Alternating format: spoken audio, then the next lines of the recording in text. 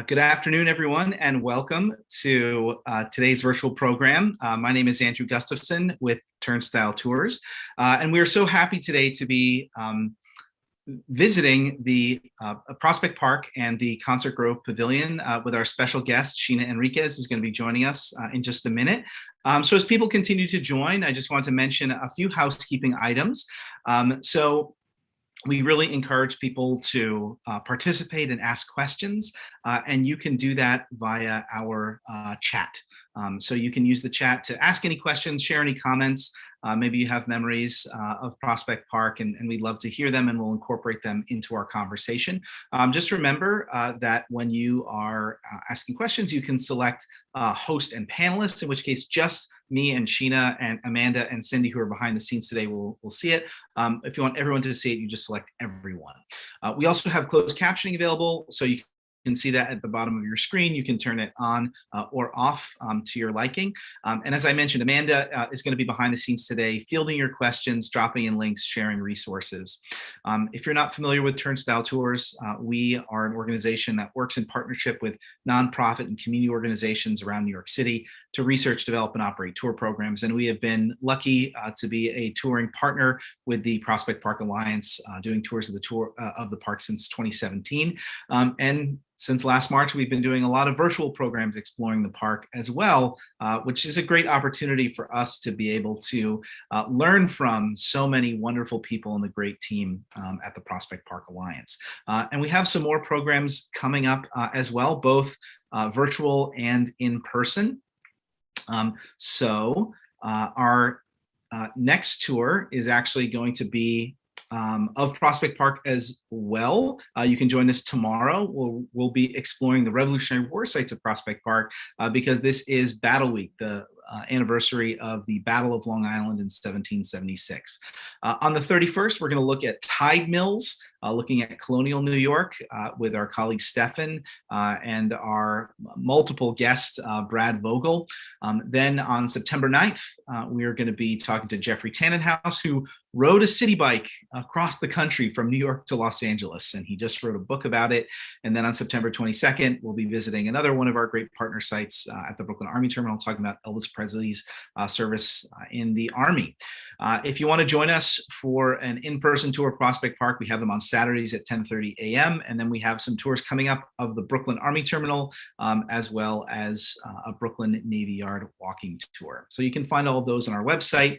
And of course, you can stay engaged with us by becoming a Turnstile member, where you can get access to our catalog of over 250 virtual programs, as well as our monthly newsletter and special in-person and virtual events as well. And of course, we encourage you to become members of the Prospect Park Alliance as well. But I wanted to now introduce our guests, because we have two of them, as Sheena is going to be joining us from the Prospect Park Alliance. And we're also going to take a live look-in with Cindy at the Concert Grove Pavilion, because you can see I am at home, not at the pavilion. So Sheena, welcome. Hi, thank you. Thanks for having me. Yeah, of course. So Sheena, you are the assistant architect at the Prospect Park Alliance. Tell us a little bit about your job and your background. Sure. So I'm trained as an architect, and I joined the Alliance in 2016. A lot of what I do is just working on old buildings. So actually, the Concert Grove Pavilion was the first project I started on. When I started in 2016, I am also working on the restoration of Lefferts Historic House, which hopefully you all can. Well, right now it's under construction, but this time next year, hopefully it'll reopen. Yeah, so I just work on if there's an old building that needs reconstruction, or we do a lot of like accessibility projects where we try to make things for people to be able to access of any mobility.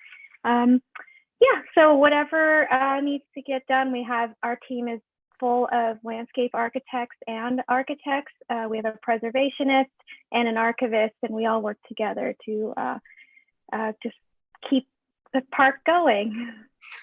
And so this afternoon, we're going to kind of walk through the many different aspects of that process and how you completed this really, really beautiful restoration of one of my favorite buildings in Prospect Park. So why don't we take a look at it, actually? So Cindy, if you're there, let's have a live look in here. So I'm going to spotlight you. Yeah. So Cindy, can you tell us a little bit about where you are exactly in the park? Oh, sure. So I am not far from the Lincoln Road entrance. I can't quite see it there, but there's an entrance that's close to where I am. And then for those of you that have come for Smorgasburg, that happens just on the other side, up on Breeze Hill. So you might be able to see steps just in the distance. And then just over to the left here is Concert Grove, which we're going to be talking more about today. But really the star of this program is where we're standing right now and what we're looking at here, which is the Concert Grove Pavilion, of course. Great, yeah, and hopefully we'll get to a closer look at some of the really wonderful architectural details, although there are a lot of people in the park who use this pavilion on a regular basis, which is great since it was closed off for so many years.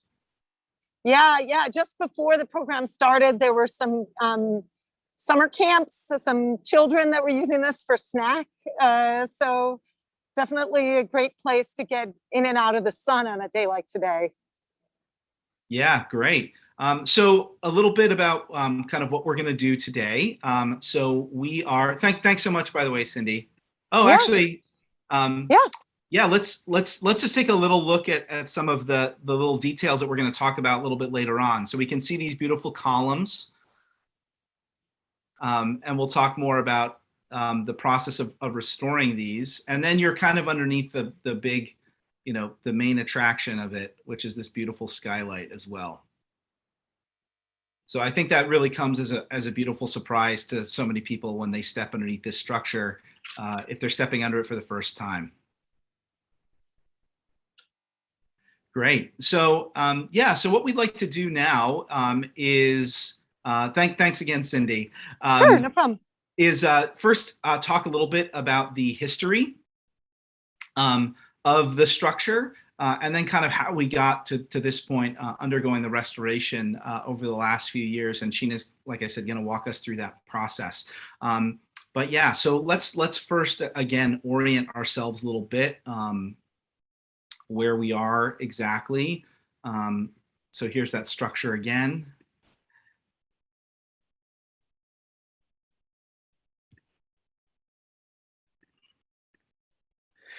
Yeah, so you can see that it's called the Concert Grove Pavilion because it's in the Concert Grove towards the southeast corner of the park. And we'll talk about what exactly that means, the Concert Grove, because this is such an important part of the park's history, especially in the early days. And music is still an important part of the park. So again, here you can see from some very early drawings from the park's designers, Frederick Law Olmsted, and especially Calvert Vaux, who is the designer of this particular structure, who we're going to talk more about a little bit later on. And you can see it's sort of at the top of this esplanade that runs down you can see what was the music pavilion on Music Island. And there you can see that esplanade and the structure itself at the bottom of the screen. So this is one of the older structures in the park, built in 1874, and really meant to be sort of one of the focal points of this Concert Grove, the main sort of musical area of the park. And music was meant to be one of the focal points of the park in the early days. So this is a place where people could gather, get shelter, and listen to the music a short distance away over on Music Island. And this is what it would look like down at the waterfront. So you can see all these people gathered, and the bandstand on the right. So there was a little bridge so the orchestras could get over there, and people could gather sort of in this almost like an amphitheater kind of effect, going down the esplanade towards the Music Island. And there used to be an accompanying building, which was called the Concert Grove House, which had a restaurant. You can see here at this time, there was a French restaurant, another beautiful ornate building you can see there on the right. So that was sort of the main attraction there, and the Concert Grove Pavilion itself was sort of the outdoor seating area for it. Now, one of the things we're going to talk about on the program today is, how they reconstructed a building for which they really didn't have any architectural drawings for. Vaux's original drawings have not survived. And so looking at some of his other buildings and photographs is one way in which they do that. And Sheena will kind of talk us through that process a little bit. But here you can see this is the original restaurant building. And it has this beautiful ornate front. You can see similar types of design and style if you look at a building we've featured on many past programs and on many of our tours, which is the Well House. And so over time, the park, especially in the middle of the 20th century, really fell on some hard times, and there was a lack of maintenance. And you can see this is in the 1930s or maybe the early 1940s, that it's in pretty rough shape. And a lot of the details that we'll see a little bit later on have disappeared by this point. But the restaurant itself is still intact in the back there. That would be removed in 1949 during a period when a lot of the historic buildings would be removed and replaced with more sort of practical functional structures under the leadership of Robert Moses. And shortly after this as well, they would construct the ice rink, which would completely obliterate Music Island. The ice rink was built over top of Music Island, and the shoreline was completely changed, and a 250-car parking lot was also added to this area. So really completely transformed this entire corner of the park and removed so much of the original design of Olmsted and Vaux. And things really went bad in 1974, which is when the Concert Grove Pavilion burned down. So after they removed the restaurant, you can see this kind of brick structure here in the center where they had built a concession stand, and a fire from cooking there just engulfed the entire building. And so a lot of the reconstruction that we're going to talk about that's been done actually twice over the last 3 decades, really, you can see it basically had to be completely reconstructed due to this fire. And here you can see again, just completely obliterated. And so an effort was undertaken about 10 years later to reconstruct the Concert Grove Pavilion, but again, with the challenge that none of the original architectural drawings had survived. And so at this point, I want to turn it over to Sheena, the architect, to help kind of walk us through this process and talk to us a little bit about, how the restoration that was done back in the 1980s relates to the restoration that you just recently did and completed earlier this year. Sure. Thank you, Andrew. So what we're seeing here are some drawings that were produced in the mid-1980s. So as Andrew had mentioned, right, there was no existing drawings of the structure. So the New York City Parks hired an architect by the name of James La Mancha, and he was based in New Orleans, and he worked with a local New York City firm called Russo and Sonder to try to reconstruct this pavilion according to Calvert Vaux's original scheme. So here we see elevation drawings and sections cut through the building. And as you saw in the 1974 photos, the only thing that really survived were the original cast iron columns. Everything else really needed to be replaced and reconstructed.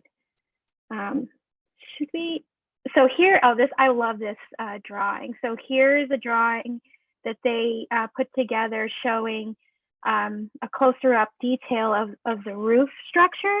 So everything inside, the structure is now steel, modern steel pieces. The roof is clad in turn-coated stainless steel shingles, which we'll talk about a little bit later. And towards the top of this image, we see the cresting and the finials made of cast irons that were also recreated. And so these don't look like we can look back at the earlier images of the structure before it started falling into disrepair. But so these were sort of, yeah, you see like they're not there. So the architects also didn't really have much to work with. They did have some maybe older, there may have been some images showing them in existence, but so this scheme of the finials and cresting, I would say match the spirit of the original, but they are not exactly matching physically the original cresting and finials at the top. So when this is an image that I really like of the opening ceremony in 1988, it was, I'm sure, a very exciting time. And so just so people are clear on the timeline, so 1974, it burns down. Roughly 1984 is when they start the process of kind of redesigning it or reconstructing the designs of it, and then it's reopened in 1988, right? Correct. And so I think a key part of both of these reconstructions is, of course, the roof. And so I thought we're going to kind of walk through the different the different elements of the restoration. So why don't we start with the roof, because that's kind of the core of all of this, and some of the work that was done, and then the work that you had to do subsequently. Right. So what was found? So the building reopens in 1988, and then it's discovered sometime later that people started noticing that the roof's edge started deteriorating. And then after it was, there was some investigation, the people at the park realized that the roof edge detail was not installed properly or per the La Mancha and Russo's design. So over the past, I would say, 2 decades, we see deterioration. And so there were minor sort of Band-Aid fixes at the roof edge, but the damage where water gets into this wood, and when it can't get out, you start to see rot. So the roof, it needed the repair. In 1988, this turn-coated stainless steel is like 100-year material. You can install it and it'll last, but everything underneath it started to deteriorate. So that was what really prompted us to raise money, the Alliance to raise money to repair the roof and the structure of this project. And we can see that this comes from a presentation that was done in 2016. So this was a long time in the making. When did you become involved in the project? Shortly after this, I joined the Alliance in October of that year. So that sort of, I kind of took over the last person who had started this project and moved on. So yeah, so that's when I started. And I don't know if you're familiar with some of these projects. You get you get funding through the city or the state. There's some planning time, and then there's the time where the legal department at the city has to hire the contractor. And so, yeah, you typically see at least 5 years between when a problem's like, yes, let's put some money towards this problem, and then the problem being fixed. So, yeah. But yeah, so to cover, maybe Andrew, we can go back to the roof image. And so we see it's a sweeping roof. There's the skylights there, and then it's mostly covered in turn-coated stainless steel shingles.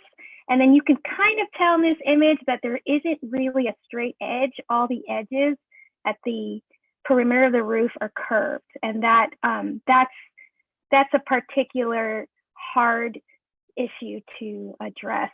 If you want to wrap materials around it, straight things are easier to wrap around than curved things.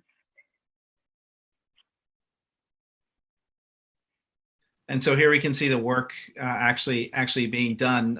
So tell us what's happening here along the roof edge.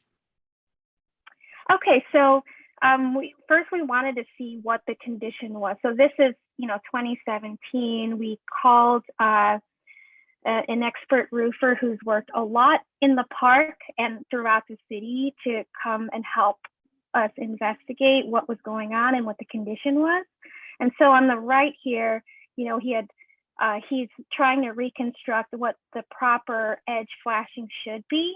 And on the left, we had asked, there's a company called Suprema, and they make this material usually it's made for flat roofs where you just kind of paint it on. If you ever climb to the top of like a roof of, I don't know, maybe a factory or something, or a commercial building, you may see this material painted down. It's basically like a thick latex, or it's not latex here, but it's a thick material that's painted on, and when it cures, it's watertight. So the issue here is that you can see the roof's edge, it gets pretty flat and it doesn't let water shed that easily.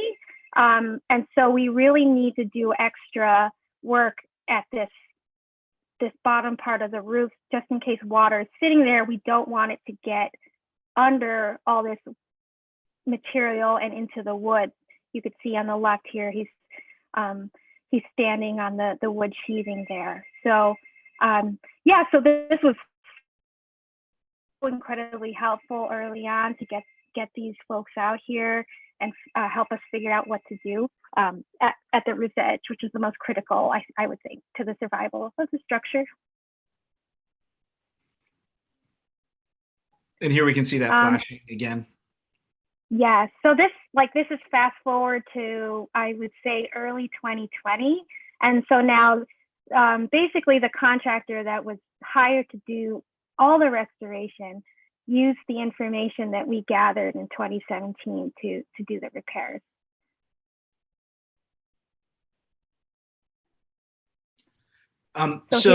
Yeah. And so how much of so did you have to take off every shingle on the roof in order to do this work? Yes. Oh, actually, well, from there's like the upper ridge and the lower ridge. So 100% of the lower ridge had to be pulled off, and we had to. You could see these roofers under them. There's brand new plywood sheathing, so a lot of that had to be replaced because it was so rotted. So we basically had them in sections throughout all of spring, summer, and fall of 2020. With a couple pauses because of COVID. They pulled off all the shingles and had to replace things that were rotted, and then go through this process of waterproofing the very shallow end of the roof. And in some areas, the structure underneath was a little rotted, and these we call them Rafter Tails. These are new versions, replacing the ones that were rotted before. And so as we can see here as well, this steel I-beam that's here was not from 1874. This was part of the reconstruction that was done when they kind of had to completely redesign the roof back in the 80s, right? Correct.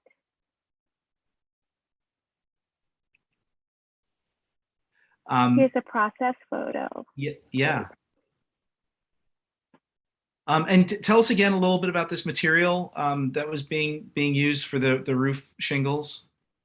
Sure. So I think like the trade name is Ice and Water Shield. So everything above the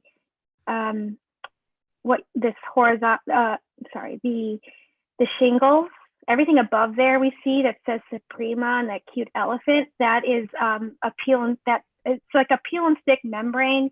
You see it a lot around windows and on roofs and wherever things we want watertight. So that comes on this roll. And then below this, the shingles, you see it like what I mentioned earlier, this like painted on waterproofing material. And so that's like super adheres to the substrate underneath, and really water cannot get in at all there. So there's a continuous waterproof layer under these shingles that also help to shed the water from the roof. So hopefully this will last longer than 30 years. Oh yeah, yeah. Especially if you don't, some of this stuff isn't meant to be like in the sun, so that the fact that it's covered, it's pretty, I don't know, I wouldn't say immortal, but it might outlive us. And how do these shingles themselves compare to what might have been used back in the 1870s when they originally built it? That's what I was trying to find out. I personally am not sure. One of the roofers on this project has worked on a lot of old buildings, and he was trying to tell me that like he's worked on buildings where they used to have canvas on the roof. Maybe it was impregnated with something. In a project he worked on in Boston. Personally, I'm not sure, and I would really like to know more about that because it's so interesting.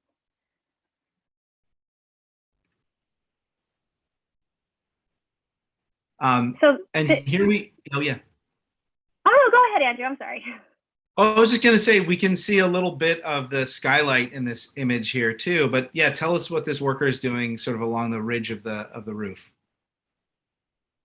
Sure. So at the ridge of so this was taken shortly after he and his staff removed all the finials and crusting at the roof ridge.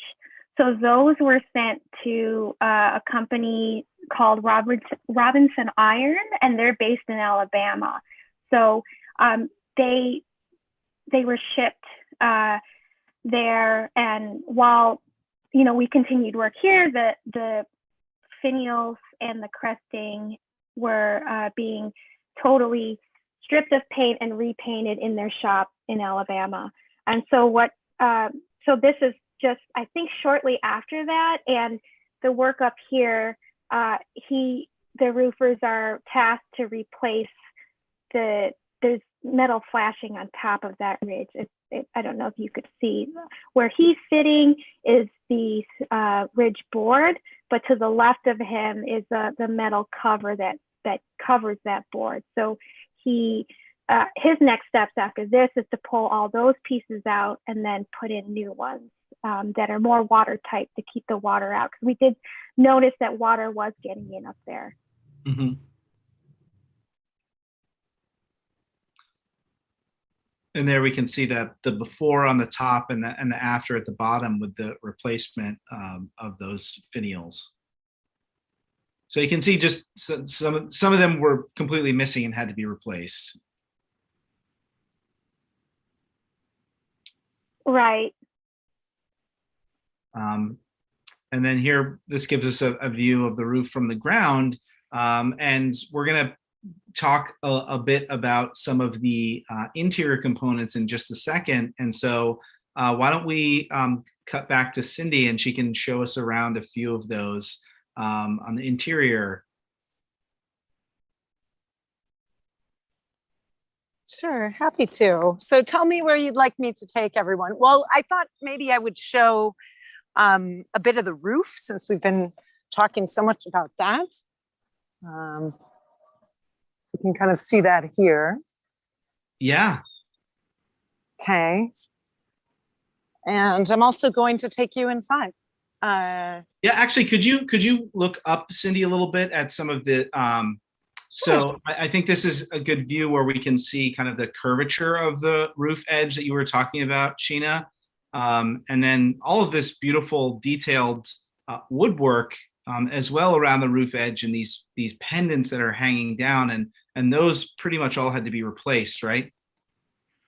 That's correct. Yeah, the whole, like the horizontal white band there is all new. Some of these ornament that is hanging down. Some of those did survive, and so I would say maybe 30% of them are new. Mm-hmm. Yeah, and I'll just pull up a quick before and after picture so folks can see kind of the condition that some of those were in.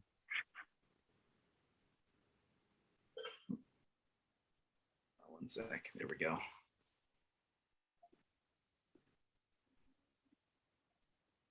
So there you can see just how rotted that roof edge really was.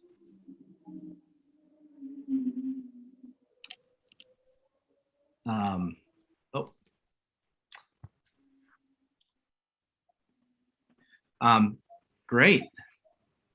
And Cindy, you're not visiting Prospect Park alone, are you? No, Salty's here with me. So she's hanging out over by a bench right now, right near me. But yeah, I know it's pretty hot, so we won't make you stand outside for another half an hour. But it's great to kind of see this live. And shall I go inside to show?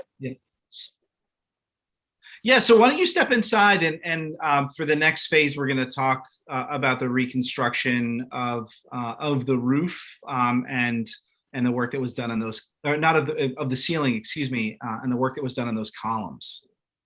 Okay. So I just want people to make a note of the colors in here, both on the columns and on the ceiling, and we'll talk about the process of restoring that.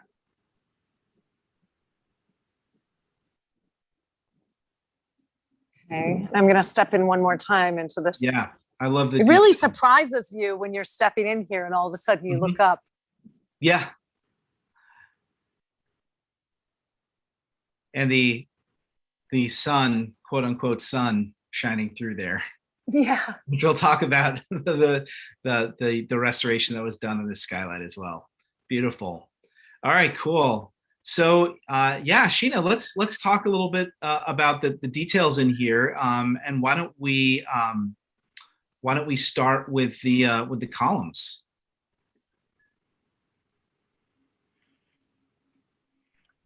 Sure. So I love this before and after side by side image. So as we had mentioned earlier, the architects didn't really have,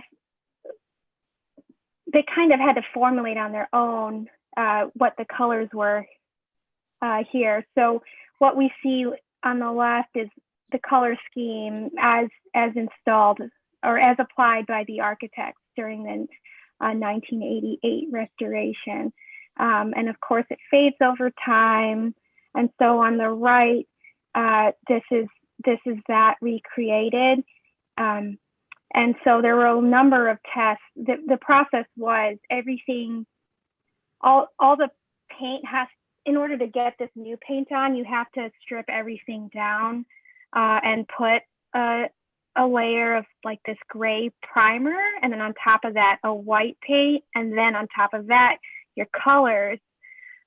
So what we did was we had the contractor strip 7 of the 8 columns so that we can keep one for reference when it was time to repaint everything and apply the colors in the end. So these images show the contractor. It looks like it already has that first coat of primer, and they are applying that white base maybe, but also the process of removing the old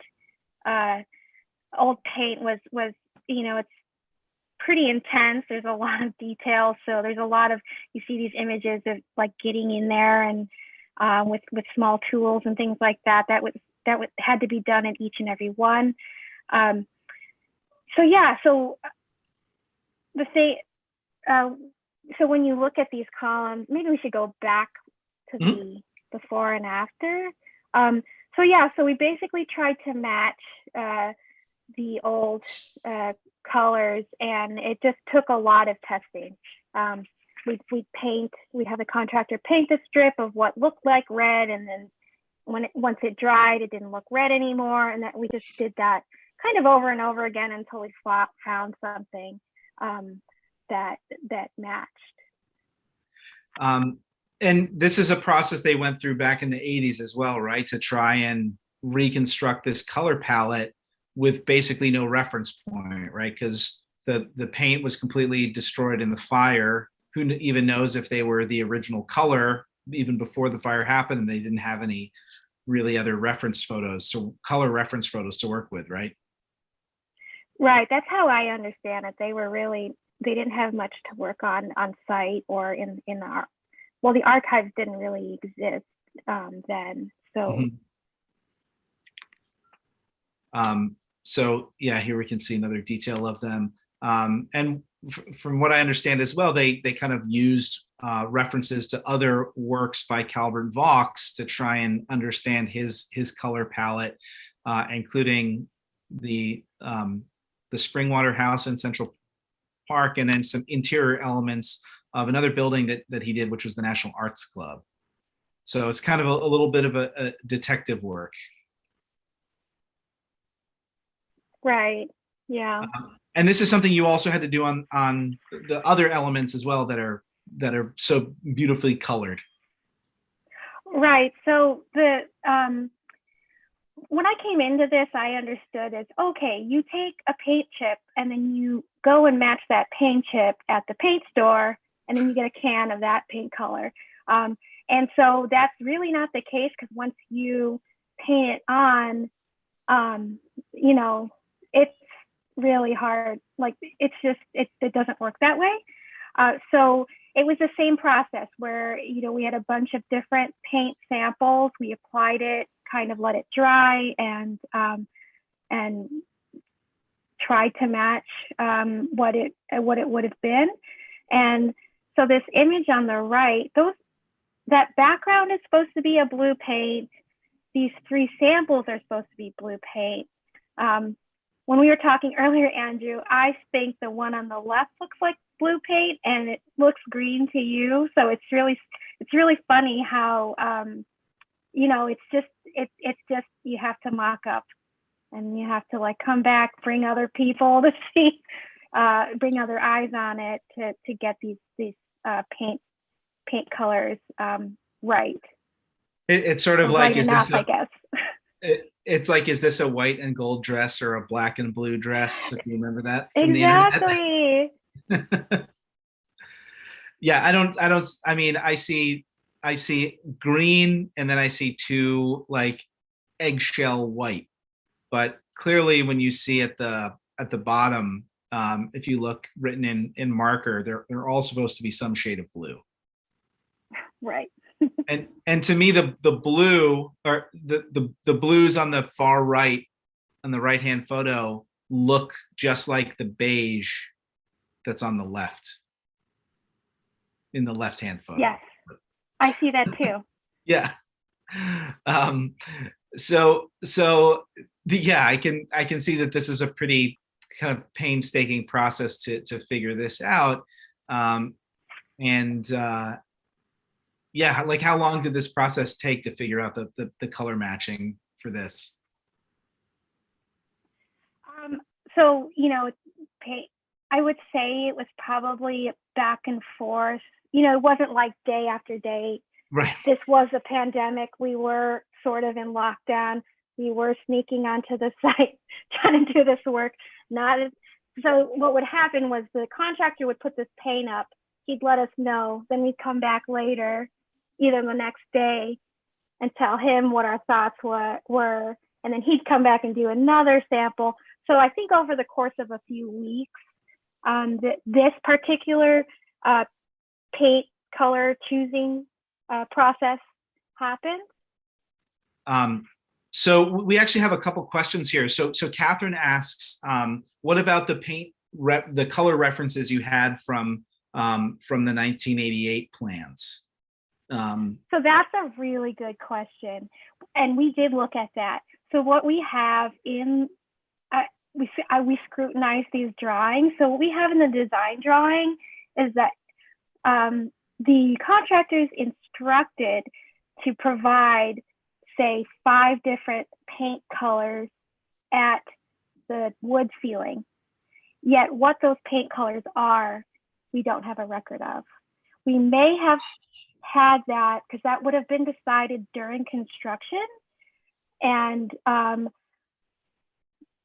I don't know if those records were, our archives had some records in storage in a facility that in the last 5 years or maybe 10 years, the facility caught fire. So there were some records that we had not digitized yet that just maybe lost forever. And I suspect maybe that's where those paint colors ended up. Wow. But I really like that question because that is an interesting thing we did uncover when we were trying to figure out these paint colors way back in like 2017. Wow, that's amazing. We had another question here. Since you mentioned before that this project was a large part of it was done during the pandemic. So how did that impact kind of the course of the project? So there was an all-out stop on a stop work order, and I think I'm trying to remember this. Last year is a blur. So there was at least maybe 1 or 2 months of no work on site.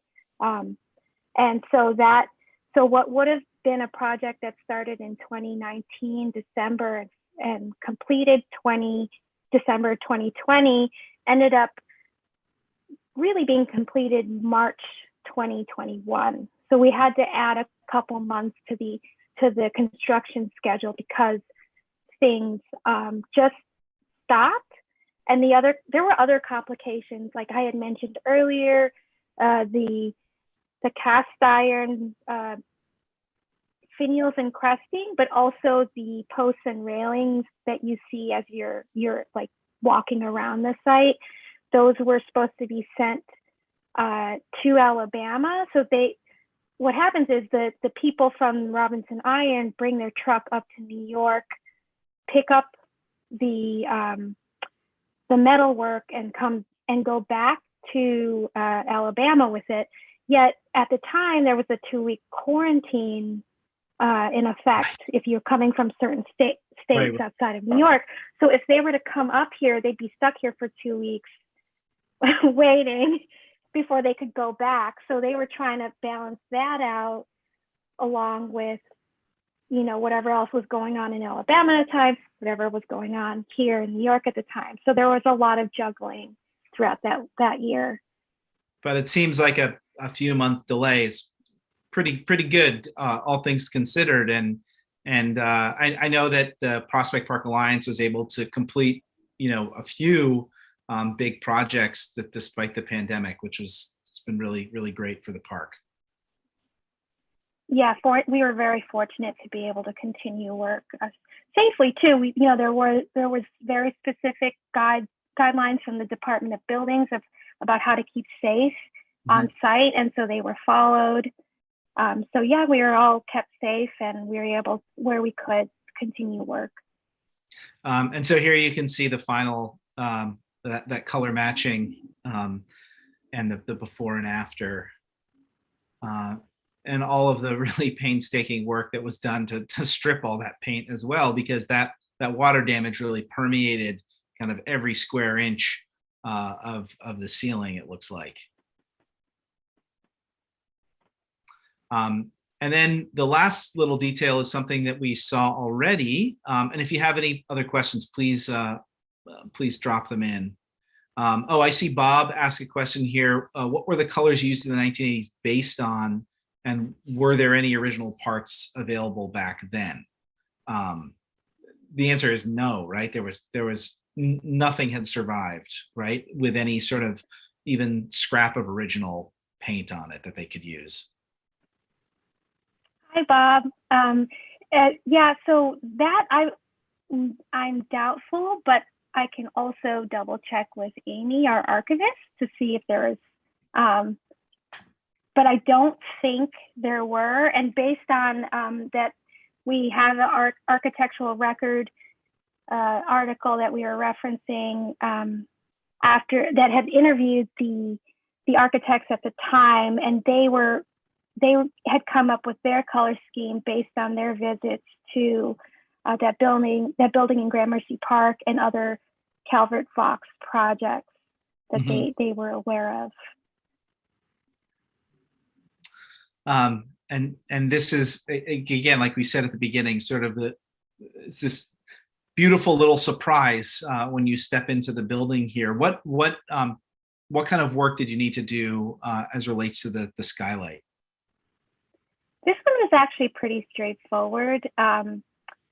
The glass, so you see there's stained glass, and then the opaque pieces are actually just painted pieces of metal. This was all recreated in the 1988 restoration. And so they just the metal needed new paint, and then the glass needed cleaning. So this was probably the most straightforward piece of the project, just cleaning and repainting. And I mentioned before that you can see the quote unquote sun coming through here. What are we actually seeing here? So as part of this restoration, we did replace all the light fixtures that are above the ceiling. So here we are probably seeing some daylight, but we're also seeing LED light fixtures that are above shining down. I think a lot of people don't realize that when they step inside there. But yeah, here we can see a little peek into what it looks like sort of behind that glass from the presentation that was done back in 2016. Right, so you see that those are fluorescent light fixtures, and we just swapped those out with modern ones, and there's a good layer of dust there on top of the glass, so that is clear now. I also want to point out, I don't know if you could see in the area called Section B, there's at least 15 feet there.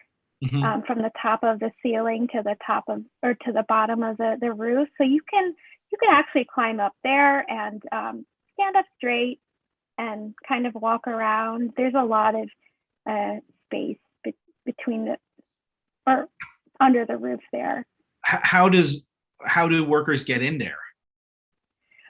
So you bring a ladder, and then there's these ceiling hatches.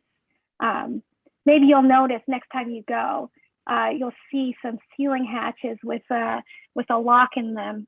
And so you just unlock the ceiling hatch and put a ladder there, and you can climb on in. Okay, not apparently anyone.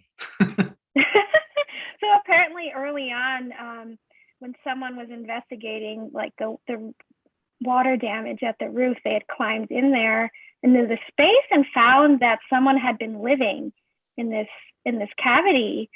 And actually, when I started and I went in up there to investigate for this project, I saw all of that person's belongings that just had not been cleaned. He had moved out by then, but yeah, there was just like, yeah, he had a nice little setup with like a blanket and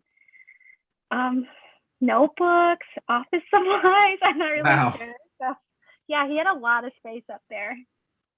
Or wow. Should I say they had a lot of space up there, yeah. Oh. And there we go. We can see the before and after right there. Well, beautiful. And Marilyn had a question here. So is the skylight lit up at night? Oh, it is. Also, I don't know if you could see in the photo on the right, on the right, there are other light fixtures in the ceiling. So the whole pavilion it glows at night. And I really encourage everyone to visit after dark. It's so beautiful. Yeah, and so the pavilion is one of the spaces in the park that people have events at, right? So you can book it if you have an event of 20 or more people. And so I know that over the last several months that it's been open, I see lots of, birthday parties and musical performances and all sorts of things happening underneath there. Right. And there's a big event coming up that's going to be underneath the pavilion, right? Correct. Yeah. So on September 30th, we are going to have the Prospect Park Alliance Gala.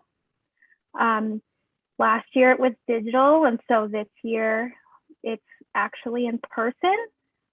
So I would encourage all to try to support the park, even though most of you do, I'm sure already. You're participating in this tour.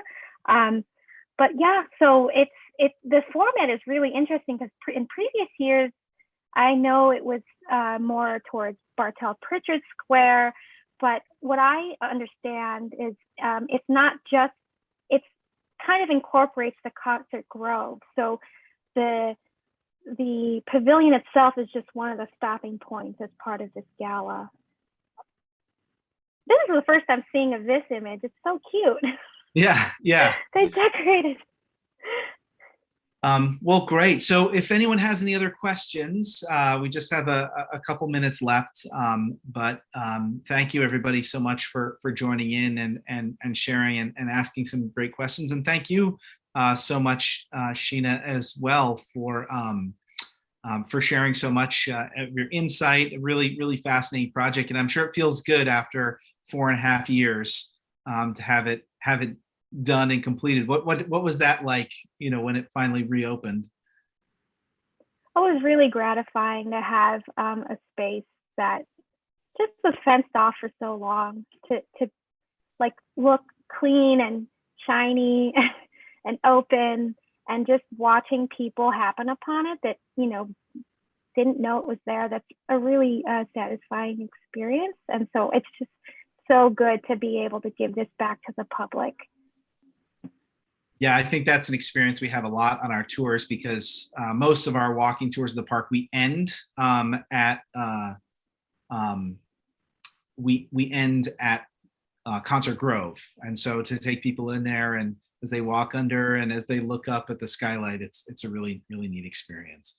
But yeah, so thank you so much for joining us, and thank you so much to the whole team at the Prospect Park Alliance for bringing this structure back to life in such a wonderful way.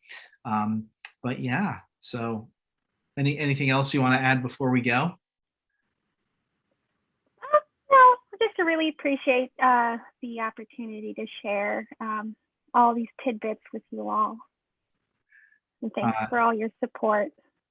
Yeah, great. Well, thanks so much, everybody, for joining us. And we will share some more resources about the gala upcoming, of course. We'd love to see you there, but also more information about the restoration. There's some great resources on the Prospect Park website.